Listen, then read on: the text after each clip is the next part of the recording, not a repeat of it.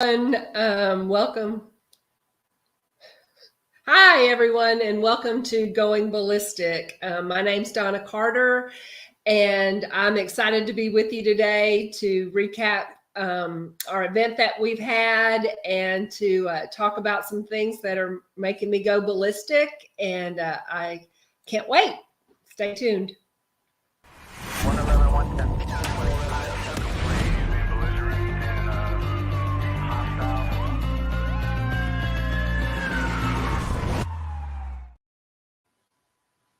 Hi, and welcome back to the first live podcast of goingballistic.org. We are 1 month out from our very first fundraiser. We had a wonderful, successful event, and it was the Going Ballistic Bash, and it was in July. And I cannot say thank you enough to Lieutenant Colonel Alan West and Barb Allen, and to the Heli Hunters who ran our live auction. What a success! What a wonderful experience for us and the people that were able to be a part of it.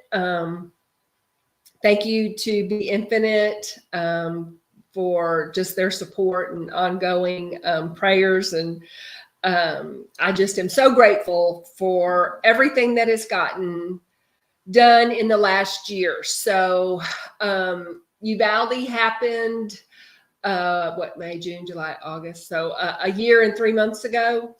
And in that time, I have tried to answer the call that I felt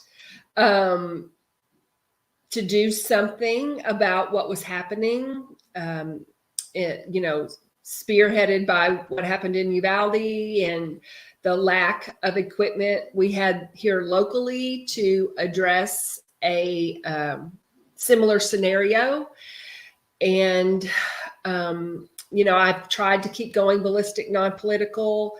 I don't care who you vote for. I believe that you should be concerned about the welfare of our children, concerned about the welfare of our safety in general. And I am concerned. And so just FYI, I am not someone who in the past has been plugged in. Rush Limbaugh, it used to be like chalk or fingernails on a chalkboard. He was always so angry, and I felt like he was shouting at me, or, and then like Mark Levin, and these are people that my husband would listen to. And it just seemed, I would think, well, they're always so mad. Why would you want to listen to, someone rant and rave and holler? And it's because of the discoveries that you make along the way when you get plugged in. When I finally got my head out of the sand and tried to get involved, and was really shunned locally. And so, tried to do a workaround, starting a 501c3. And it's just impossible not to want to be prepared, right? So you start reading things. I'm reading the Anti-Communist Manifesto by Jesse Kelly. I'm reading Glenn Beck's new book now, Dark Future. And it just reminds me, and this is going to date me a little bit, of when on A Clockwork Orange at the end, where he's sitting in front of that TV screen and he's got those things in his eyes and they're forcing him to watch whatever it is that he's watching. But it's kind of the same thing. Like when you are forced to look at what is going on, and you start to see the dots connect, it really is just dumbfounding. And there's no not seeing it. And there's no going back to sticking my head in the sand and being comfortable with it, because now I'm aware of, needs and lack in areas that are just not acceptable, right? So, if it all, it's funny. I had a conversation with Matt Coffin, our vice president here at Going Ballistic, the other day, and he said, Donna, I think everything is true. Everything you need to know in life you learned in kindergarten, and because I am by no means a scholar or theologian or anything like that, but I do believe in truth. I believe that this country was founded on biblical truth and principles, and that there are real forces, like communism, for instance. I was never really, I guess, savvy to the fact that communism is atheism, right? Like, I kind of understood that on some level, the communist countries didn't allow Bibles, and that, like, the missionaries would have to sneak into those countries to do God's work and stuff like that. Well, that's because communism is atheism. And capitalism, right? The founding fathers, the Constitution that this country was based on, is all about the reverence of a one holy God and creator. And those two things are real. They've always been real. And, we change the wording a lot of times, which just confuses people like me. And I think we just need to dumb it all down. I think everything needs to get pushed back. And, because we get way off in the weeds and everything seems to get muddled and mucked up, and it doesn't have to be that way. I say all the time that I think I could solve all the problems, whether those are the local problems, state problems, national problems, in 10 easy steps. And it's the 10 commandments, right? If we were all trying our best on a personal level to adhere to those rules, laws, guidelines, and holding one another accountable, starting in our own homes, and just letting it bleed out from there. I mean, there was an unspoken expectation of that in the past in this country, and it led to now 200+ years of what we have been experiencing, just unprecedented blessing. And in the meantime, though, right, we have turned our back, gotten stiff-necked is what the Bible likes to call it. And let's be honest, if we're actually having conversations about changing our sex, or pornography being acceptable to school-aged children, that these aren't just red flags anymore. Like, we have crossed the threshold into a godless society, which on some level, at some point, is going to be communism. It's not that we haven't seen this happen before. We have seen repeatedly. And that's why taking control of the narrative, taking control of the media, taking control of history is so important. because that is all we have, right? All we have is from the beginning of time, everything man has experienced to draw from, what has worked, what has failed, and we've seen it.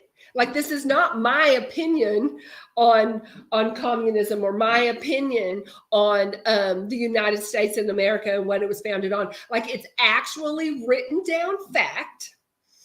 And we also have like real truth in the Bible, to where we've seen this happen before, that a nation turned their back on God, turned to evil, basically. And that can go on for hundreds of years, but at some point we have got to repent. We have got to say, I am not doing anything. And so that's really my hope, my call, my desire is to have everyone ask themselves, what am I doing for our freedom? What has it cost me personally lately? And if the answer is nothing, whether that be tangible financial support to something that's freedom-based, or time given locally, socially, civically, then that is the problem. We can no longer kick the can and expect preachers and missionaries and politicians to do what was supposed to be our job. We are the ones that put in place checks and balances to make sure that what is happening didn't happen. It's no surprise that we are where we are. The surprise is that we're not doing anything about it when we have all the power, like the same power that literally rained bread from heaven for 40 years. Like, this actually happened, is within me and within you. And I know it sounds daunting and ridiculous, but I know something inside of you says, I need to do something. And whether it's go out and meet your neighbor and talk to them, see if there's anything they need, regardless of their religion, regardless of their who they voted for. This doesn't, it always seems to bleed into something political or something controversial, when I promise you, we all have way more in common than things that we don't. Like, everyone is trying to get through the day with not making anyone mad, or pleasing those we love, or wondering, does he love me, or does she respect me, or having the kid that's driving you crazy, or that pain in your back or your foot, or like, those are all things that we're all going through, regardless of if you're the king of England, right? Or a homeless person living on the street. Like, it's all equal. And at some point we understood that. We didn't want a king anymore. And we knew that every man was created equal. We knew that. And now, for some reason, we're forgetting it, and we don't want to and admit that we have forgotten it, and admit that I didn't do anything for 40 years, but try to get mine, whatever that was, and fully justified in that as it being what our plight was. And the fact is that was the beginning of the deception. That is not the plight. This whole thing that I honestly believe is no surprise. that we know how it's going to end. I believe the Bible is real. I believe there is a God. I believe he is just and has proven that. And that he gets real quiet for hundreds of years sometimes and has proven that. And that we had better wake up. And so this is my hope, is that it's not too late, and that there's something right now that you can do and that I can do. And you're probably not going to want to. I used to think that being willing to do something and wanting to do with it, like that had to align at some point, and that once that happened, it was God's will. And now I know that's not the case. In fact, most of the time, I think when it's God's will, I don't want to do it. And so that is the thing, is being willing to do something I don't want to do, like put on makeup, sit here and do this podcast, and then it just be wonderful. And then one person, maybe feeling like they can do something too. And whether that's to help protect your community by getting a shield like Navarro County's doing with us right now, or realizing that the people that run our district are just people trying to make it through the day, and that we need to hold them accountable, and that it's not being me nosy or judgy or whatever I think that people might say, that it's me doing my job. And I can't do it without you, right? When none of us can do it by ourselves. That's why community is so important. That's why trust but verify. And that's why our media is so detrimental right now, because we can't do anything if we don't know what's going on and we don't know the truth. And I this week I had posted on our website or on social about the gentleman in Utah, an 80-year-old man who was gunned down by the FBI at his house, and it didn't make the news. Most of the people that I have talked to don't even know about it.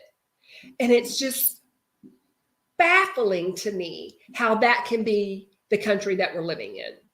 And then it just makes me think, and then I start thinking, like, what else was it that's going on? And what about Nancy Pelosi's husband being found in his underwear with a drug dealer in the house? Like, how can this not be something that people wanted to find out about, that people wanted to ask questions, that I want to know what was going on there? And who was paying for it? Because all too often that is me and you. And so, I hope that you will go to goingballistic.org. I hope you'll reach out to me and let me know what it is that you're passionate about, what it is that makes you mad, what it is that you're concerned about. If you want to get plugged in and just are like, okay, what do I do?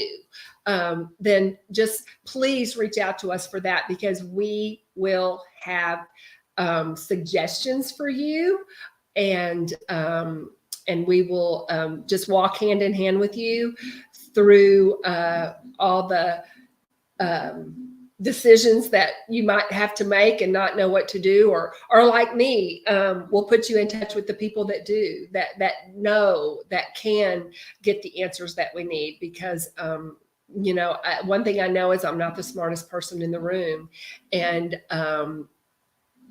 that most of us don't need to worry about that. That's what they want us to think, is that we're not, pretty enough or smart enough or rich enough or whatever it is to make a difference. And that the past shows that it's really the opposite. And God does not call the equipped; He equips the called. And so that's what we're trying to do, is help get you equipped So God bless and Godspeed, and we'll see you soon.